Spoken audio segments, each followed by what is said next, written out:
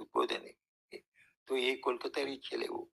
তারপর ওই এসে মা, সে মায়ের কাছে গিয়ে এসে বলছে, মা এরকম অবস্থা, আমি যত চেষ্টা করলেও আমার মনটাকে কন্ট্রোল করতে পারছি না। উল্টো দিক থেকে যত খারাপ চিন্তাগুলো আসছে, সেই জন্যে আমি মনে করি আমি আপনার উপযুক্ত শিষ্য নেই। আমি সেজন্য আপনাকে আজকেই ছেড়ে দিলাম। তো আপনার মন্ত্র ছেড়ে দিলাম।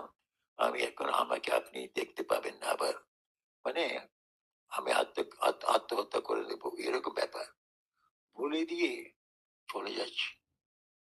তখন মায়ের একটু বাত ছিল, বাত থাকার সময় ওই যে উঠতে পারছে না, তবু ঝট করে উঠে পিছনে পিছনে গেছেন, গিয়ে ওর কাঁধে হাত রেখে, দাঁড়াও, দাঁড়ালো, আমার দিকে তাকাও, এরকম দাঁড়িয়ে আছে।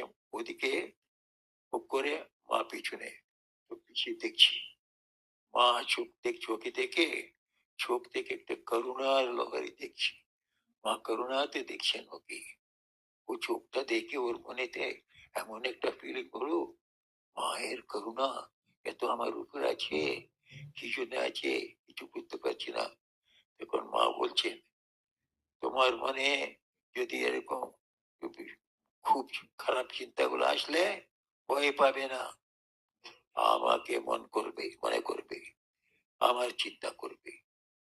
প্রথমে বললেন, তোমার এটা হচ্ছে, এটা আমি জানি, কিন্তু ভয় পাবে না, ওর জন্য প্রতিকার আছে, ওর যদি ঔষধ আছে, ওটা আছে আমার চিন্তা করো, বলে দিলেন।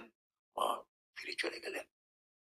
ও ইয়াং ম্যান ওখান থেকে আরো 3-4 মাইল যেতে ওর বাড়ি।